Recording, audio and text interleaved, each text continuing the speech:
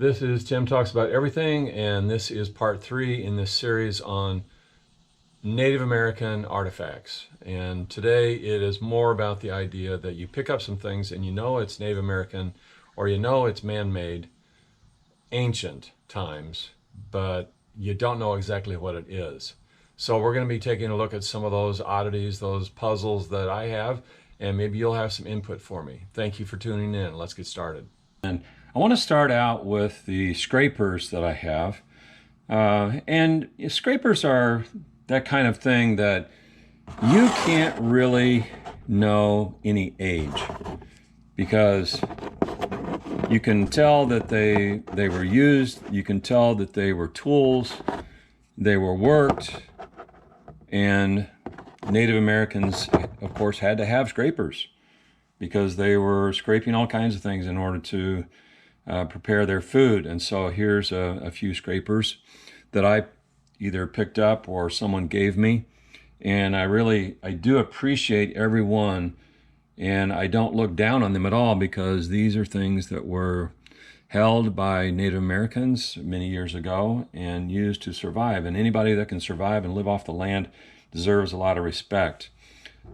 One of the scrapers that I found most recently is a very nice serrated scraper, and I appreciate being able to find that, and I enjoy looking at the workmanship with this particular scraper. So again, I don't have an age for those. Now, a couple other things that are somewhat baffling to me. This I found when I was a kid, and I took it to a friend that was very much an expert at artifacts, and he suggested to me that this would have been on the end of, it's a horn, and it would have been at the end of a bow, and it would have served to string the bowstring at one end, and there would have been one at the other end. And I've since just stuck with that story. Sounds good to me. This item was found evidently by my grandfather, because I found it in some of his things, and it also is one of those things that I've not been able to get identification for. It's been suggested that it's a grooved loaf stone. It's been suggested that it is a weight for fishing, for a net, and I'm happy with either one of those explanations, but the jury is not in on this particular item. And then it's a pretty common thing that as we're looking for artifacts, that we find some very interesting flakes, some very big flakes, and I just can't leave them alone. I've got to have them. So these two items here, they're just flakes. They're just great big flakes, and I'm glad to have them in my collection. They have been worked, but they were not a finished product. I would say the same thing about this item here. It looks to be obsidian, and somebody started working on that, and maybe this was just a great big piece that came off, but in any case, it just shows the kind of materials that people were using all those years ago. And then this also is in the category of I don't know. My friend who was the expert when I was a young kid, I would go to his restaurant almost every day after school. And, you know, I was in grade school, and I was kind of a open range kid. And so I would go into his restaurant, which has since been turned into a museum, and with all of his artifacts that he collected. And he suggested this might be either, it may have been used as a call to call for birds or whatever, or it could be part of a pipe.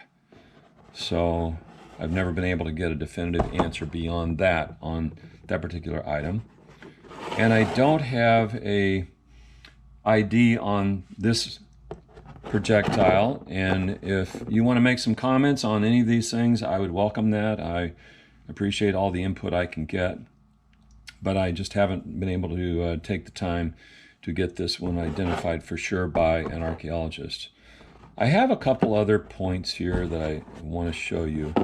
I hunt deer every year, and part of what I'm doing now is I've shot enough deer that I don't really need to shoot another deer, but I want to shoot a deer with a stone point. And so I've homemade some arrows, used turkey feathers from turkeys that I shot. I have a friend that flint knapped some stone points for me. They're very, very good. Very, very sharp. No problem going through a deer. And I haven't yet taken a deer, not even taken a shot. When I have these stone points with me, I never see a deer. It's kind of funny, kind of a jinx, I suppose. But in the process of making these arrows myself and appreciating what it takes to put an arrow together to take a large game animal, I also have been looking for an inexpensive way to get stone points. And this point right here, I got in Arizona. I got it in a kind of like a novelty shop, antique store.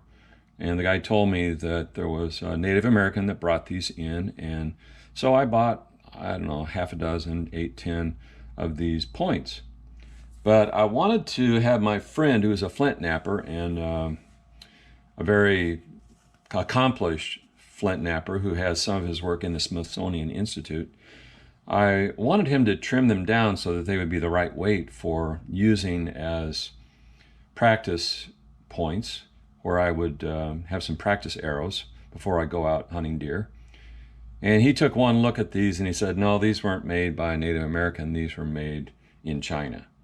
And apparently there are people in China that are making arrowheads for tourists. And I got a really cheap deal on these, and there was no way that he could really trim them down and make them the right weight for my arrows. They're very thick, and they're just too heavy and bulky for my purposes. So I want to tell you to beware of some items that are out there that are not necessarily what they are represented to be. This is one that was done by my friend, a very nice point. And this particular Obsidian Point is what I've been taking out in the field. I have 3 like this, and I appreciate being able to hunt like my ancestors hunted, and my goal would be to take a deer with a stone point like my ancestors did. So this is Tim Talks About Everything, signing off. I've given you most of what I have in my collection. I have a few more things, pottery and teeth, fossilized teeth and so forth, but appreciate you tuning in. Please leave your comments if you have any comments to make. I appreciate all your input. God bless.